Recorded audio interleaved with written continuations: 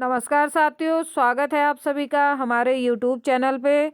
तो साथियों, आज की क्लास में हम बात करेंगे हिंदी प्रश्न पत्र द्वितीय के अंतर्गत हिंदी आलोचना। जो हमारा टॉपिक है हिंदी आलोचना, उसके अंतर्गत हम बात करेंगे रामविलास शर्मा जी पे।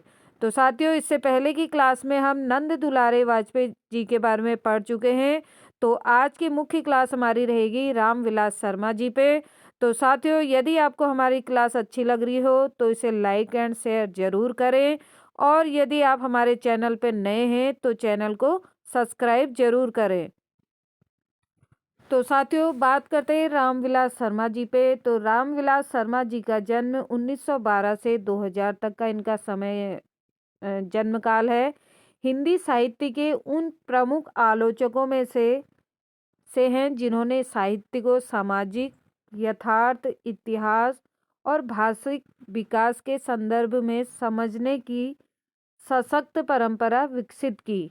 वे मार्क्सवादी विचारधारा से प्रभावित थे, किंतु उनकी आलोचना किसी एक विचारधारा पे तक सीमित नहीं रही। तो रामविलास शर्मा जी का जन्म 1912 में और मृत्यु 2000 में। तो हिंदी साहित्य में ये ऐसे आलोचक थे जिन्होंने साहित्य को एक सामाजिक रूप से यथार्थ के तौर पे, इतिहास और उसका भाषिक विकास के संदर्भ में समझने की क्या करी थे, परंपरा विकसित करी थी। और ये क्या थे, मार्क्सवादी विचारधारा के से प्रभावित भी रहे हैं। आगे हम बात करेंगे रामविलास शर्मा के अनुसार साहित्य समाज का दर्पण मात्र नहीं होता, बल्कि वह समाज को दिशा देने वाला सक्रिय तत्व भी होता है। तो रामविलास शर्मा का कहना था कि साहित्य क्या है, समाज का दर्पण, समाज को आईना दिखाने मात्र नहीं है, बल्कि वो क्या है, समाज को एक दिशा में ले जाने वाला है। ठीक है, तो हमारा साहित्य ऐसा होना चाहिए जिससे कि क्या, समाज को एक उसके नई दिशा प्राप्त मिले और वो सक्रिय तत्व हो सके। आगे हम बात करेंगे, उन्होंने काव्य शास्त्र को केवल अलंकार, रस, छंद तक सीमित न रखकर उसे इतिहास और सामाजिक चेतना से जोड़ा। तो उन्होंने जो काव्य शास्त्र था उसे केवल अलंकारों से, रस से, छंद से सीमित न रख के जो उसका ऐतिहासिक वर्णन है, सामाजिक दृष्टिकोण है, उससे भी जोड़ा। उनका मानना था कि कवि की भाषा उसकी वर्गीय चेतना और ऐतिहासिक परिस्थितियों से गहराई से जुड़ी होती है। इसलिए भाषा का अध्ययन साहित्यिक आलोचना का अनिवार्य अंग है। तो वो मानते थे कि जो कवि की भाषा है उसकी क्या चेतना से जुड़ी है, उसके ऐतिहासिक परिस्थितियों से जुड़ी है। तो इसलिए भाषा का अध्ययन उन्होंने क्या, साहित्यिक आलोचना का एक अनिवार्य अंग के रूप में माना था। रामविलास शर्मा ने आदिकाल से आधुनिक काल तक हिंदी साहित्य की विकास यात्रा को वैज्ञानिक दृष्टि से प्रस्तुत किया था। तो उन्होंने आदिकाल से लेके आधुनिक काल तक की जो हिंदी साहित्य की विकास यात्रा थी, जो हिंदी साहित्य का दौर था, तो उसे क्या वैज्ञानिक दृष्टि से क्या करा था, प्रस्तुत करा था। आगे हम बात करेंगे उनकी जो प्रमुख विशेषताएं थी हिंदी साहित्य से रिलेटिव। तो उन्होंने क्या माना था, ऐतिहासिक भौतिकवादी दृष्टिकोण, प्रगतिशील आलोचना का सशक्त आधार मानते थे वो। और जो उनकी जो विशेषता थी, उनका मानना था कि जो भाषा है और संस्कृति, तो भाषा और संस्कृति पे विशेष बल दिया था उन्होंने। और लोक और शास्त्र का समन्वय किया था। तो लोक, जो लोगों से, जीवन से संबंधित उनके शास्त्र, उनसे जुड़ा हुआ जो साहित्य था, उसका समन्वय किया था। तो उनकी ये प्रमुख विशेषताएं रही। ऐतिहासिक भौतिकवादी दृष्टिकोण रहे थे, प्रगतिशील आलोचना का सशक्त आधार था, और भाषा और संस्कृति को विशेष बल दिया था। तो साथियों, बात करेंगे रामविलास शर्मा ने छायावाद की आलोचना करते हुए उसे व्यक्तिवादी और जनजीवन से कटे हुए काव्य के रूप में देखा। हालांकि उन्होंने निराला जैसे कवियों की प्रगतिशील चेतना को स्वीकार किया। तो रामविलास शर्मा ने जो छायावाद के जो आलोचना करते हुए उसे क्या एक व्यक्तिवादी और जनजीवन से कटे हुए काव्य के रूप में देखा। और इसके विपरीत उन्होंने इसी के साथ-साथ जो निराला जैसे कवि थे, उनकी प्रगतिशील चेतना को भी क्या करा, उन्होंने स्वीकार करा। उनकी आलोचना में क्या-क्या विशेषता रही प्रमुख मुख्य रूप से, तो जैसे नंबर 1 ऐतिहासिक दृष्टि, सामाजिक यथार्थ, वर्ग संघर्ष, जन पक्षधरता। तो उनके क्या इन सभी चीज़ों का उनके काव्य में, आलोचना काव्य में मुख्य रूप से उनकी क्या दिखाई गई। ऐतिहासिक दृष्टि के तौर पे उन्होंने काव्य को देखा, सामाजिक यथार्थ के रूप में देखा, वर्ग संघर्ष के रूप में देखा और जन पक्षधरता के रूप में भी देखा। तो ये उनकी क्या थी, आलोचना की मुख्य हिंदी साहित्य की आलोचना की मुख्य विशेषता रही है। तो हम बात करें कि रामविलास शर्मा ने हिंदी काव्य को वैचारिक गहराई दी और आलोचना को सामाजिक दायित्व से जोड़ा, इसलिए उन्हें आधुनिक हिंदी आलोचना का एक स्तंभ माना जाता है। तो रामविलास शर्मा ने हिंदी काव्य साहित्य को एक वैचारिक गहराई दी, उन्हें विचारों से जोड़ा और आलोचना को सामाजिक दायित्व से जोड़ा, जो समाज में किस प्रकार से सामाजिक दायित्व का निर्वाह करना है उससे जोड़ा। तो इसलिए उन्हें क्या आधुनिक हिंदी काव्य में एक क्या आलोचक के रूप में, एक स्तंभ के रूप में माना जाता है। तो साथियों ये थी उनकी व्याख्या किस प्रकार से कब उनका जन्म हुआ और क्या उन्होंने हिंदी आलोचना के क्षेत्र में क्या-क्या कार्य किया और क्या उनकी विशेषता रही। आगे हम बात करेंगे उन्हीं से रामविलास शर्मा पे आधारित एमसीक्यू प्रश्नों से जानेंगे। तो हमारा आज का पहला प्रश्न है, रामविलास शर्मा का जन्म कब हुआ? तो जन्म पूछा है 1908 में, 1910 में, 1912 में या 1915 में। तो रामविलास शर्मा जी का जन्म हुआ 1912 में। तो इसका सी ऑप्शन क्या है, सही उत्तर है। अगला प्रश्न है, रामविलास शर्मा का निधन कब हुआ? तो निधन की बात करें तो उनका निधन सन 2000 में हुआ। तो ऑप्शन नंबर सी इसका क्या है, सही उत्तर है। अगला प्रश्न है, रामविलास शर्मा किस विचारधारा के आलोचक थे? तो ऑप्शन है रसवादी, मनोवैज्ञानिक, मार्क्सवादी या रहस्यवादी। तो रामविलास शर्मा थे मार्क्सवादी विचारधारा के आलोचक। तो ऑप्शन नंबर सी इसका क्या है, सही उत्तर है। बढ़ते हैं अगले प्रश्न में। अगला प्रश्न है, रामविलास शर्मा के अनुसार साहित्य किसका प्रतिबिंब है? ऑप्शन है कल्पना का, सौंदर्य का, समाज और इतिहास का या रहस्य का।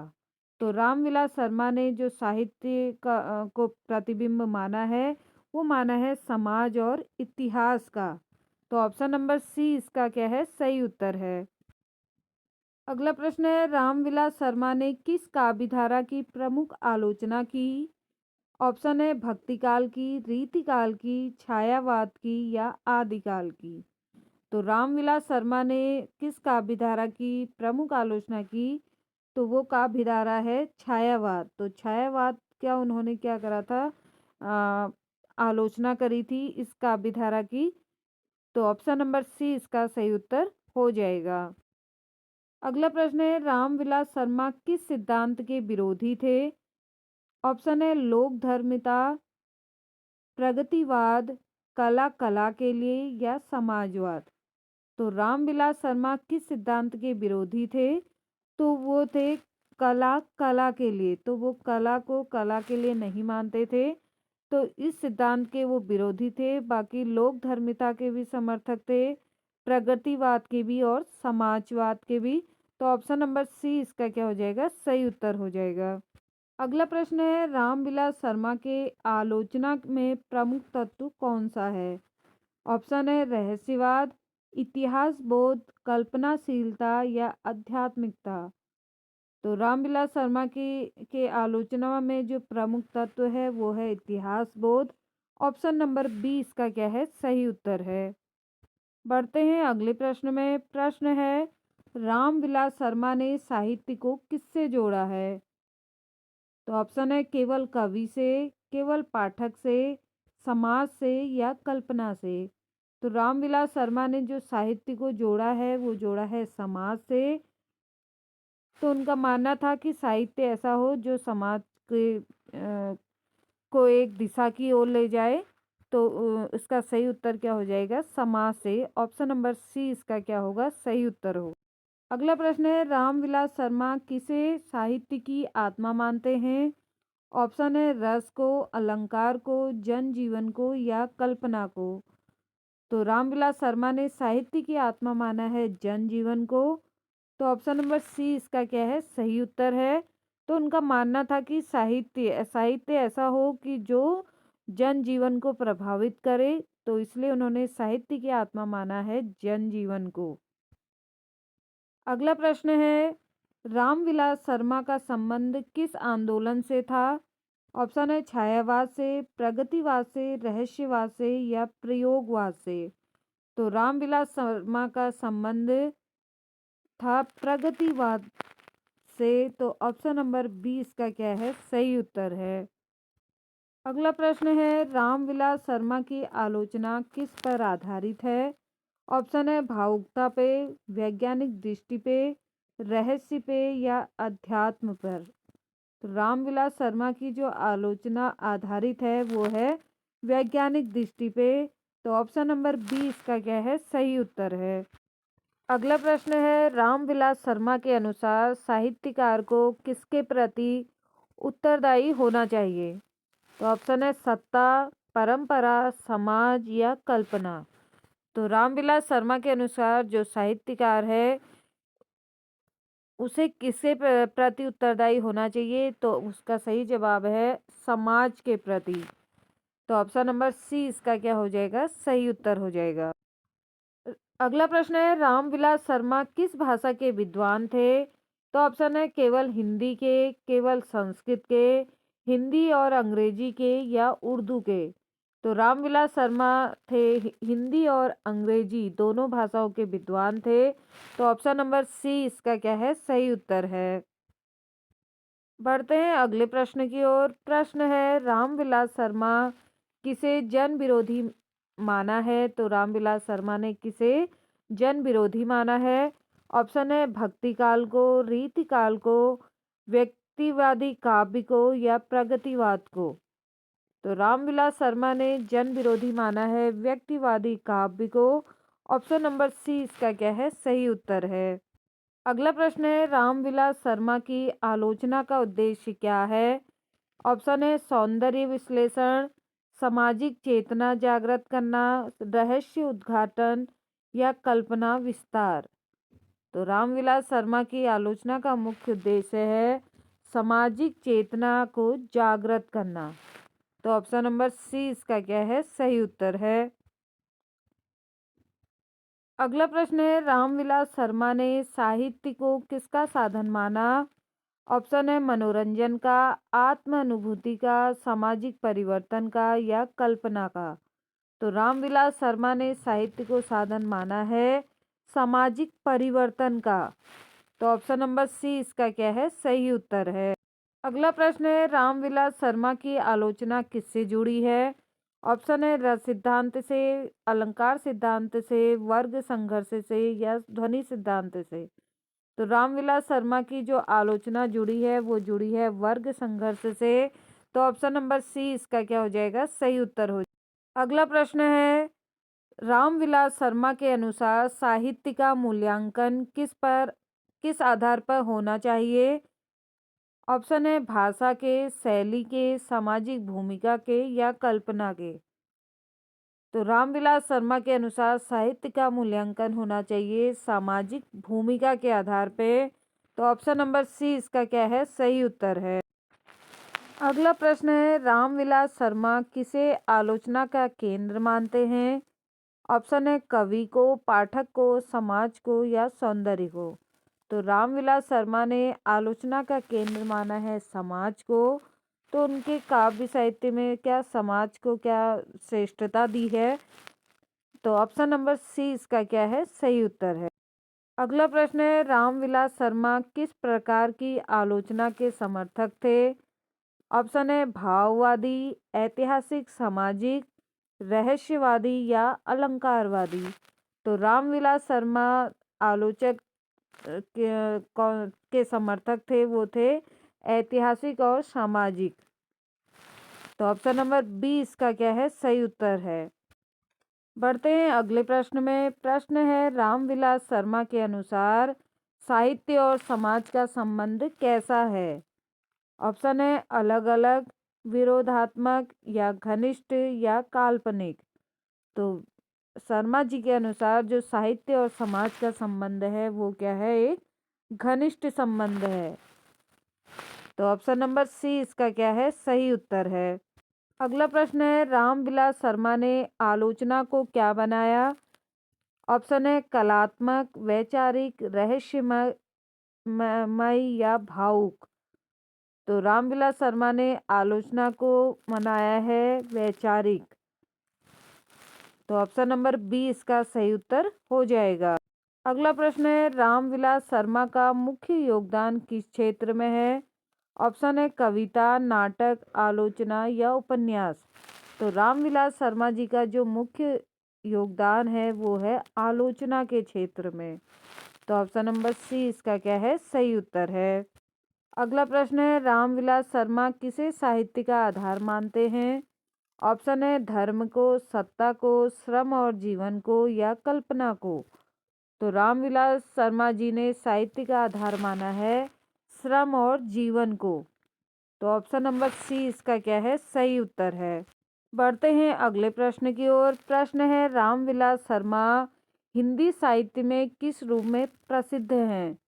ऑप्शन है कवि के रूप में, कथाकार के रूप में, मार्क्सवादी आलोचक या नाटककार। तो रामविलास शर्मा हिंदी साहित्य में जो मुख्य रूप से प्रसिद्ध हैं वो हैं मार्क्सवादी आलोचक के रूप में। तो ऑप्शन नंबर सी इसका क्या है, सही उत्तर है। अगला प्रश्न है रामविलास शर्मा के अनुसार साहित्य का सौंदर्य किससे निर्धारित होता है। ऑप्शन है रस सिद्धांत से, अलंकार योजना से, सामाजिक यथार्थ से या रहस्य भावना से। तो रामविलास शर्मा के अनुसार जो साहित्य का सौंदर्य निर्धारित होता है वो है सामाजिक यथार्थ से। तो ऑप्शन नंबर सी इसका क्या हो जाएगा, सही उत्तर हो जाएगा। अगला प्रश्न है रामविलास शर्मा के अनुसार साहित्य की सार्थकता किसमें निहित है। तो ऑप्शन है भाषा की सजावट में, शिल्प की नवीनता में, जन संवेदनशीलता में या रहस्यात्मकता में। तो इसमें जो रामविलास शर्मा के अनुसार जो साहित्य की सार्थकता निहित है वो है जन संवेदनशीलता में। ऑप्शन नंबर सी इसका क्या है, सही उत्तर है। अगला प्रश्न है रामविलास शर्मा ने साहित्यिक आलोचना को किससे मुक्त करने का प्रयास किया है। ऑप्शन है सामाजिक यथार्थ से, इतिहास बोध से, अमूर्त सौंदर्यवाद से या जन पक्षधरता से। तो रामविलास शर्मा ने साहित्यिक आलोचना को किससे मुक्त करने का प्रयास किया गया है पूछा है। तो ऑप्शन नंबर सी अमूर्त सौंदर्यवाद से इसका क्या है, सही उत्तर है। अगला प्रश्न है रामविलास शर्मा की आलोचना में किस तत्व का समन्वय दिखाई देता है। ऑप्शन है रस और अलंकार का, कल्पना और रहस्य का, इतिहास और समाज का, भाषा और शैली का। तो रामविलास शर्मा की आलोचना में किसका समन्वय दिखाई देता है, तो वह है इतिहास और समाज का। ऑप्शन नंबर सी इसका क्या है, सही उत्तर है। अगला प्रश्न है रामविलास शर्मा के अनुसार साहित्यकार का दायित्व क्या है। ऑप्शन है व्यक्तिगत अनुभूति व्यक्त करना, सौंदर्य सृजन करना, सामाजिक चेतना को जागृत करना या भाषा का विकास करना। तो रामविलास शर्मा के अनुसार जो साहित्यकार का दायित्व है वो है सामाजिक चेतना को जागृत करना। तो ऑप्शन नंबर सी इसका क्या हो जाएगा, सही उत्तर होगा। तो साथियों बढ़ते हैं आज की क्लास के अंतिम प्रश्न की ओर। प्रश्न है रामविलास शर्मा की आलोचना का अंतिम लक्ष्य क्या माना जा सकता है। ऑप्शन है कलात्मक आनंद, वैचारिक स्पष्टता, सामाजिक परिवर्तन या साहित्यिक प्रसिद्धि। तो रामविलास शर्मा की आलोचना का जो अंतिम लक्ष्य माना जाता है वो है सामाजिक परिवर्तन। तो ऑप्शन नंबर सी इसका क्या है, सही उत्तर है। तो साथियों, आपको हमारी आज की क्लास कैसी लगी ज़रूर बताइएगा, और वीडियो अच्छी लगी तो लाइक एंड शेयर ज़रूर करें। आज के लिए इतना ही, धन्यवाद।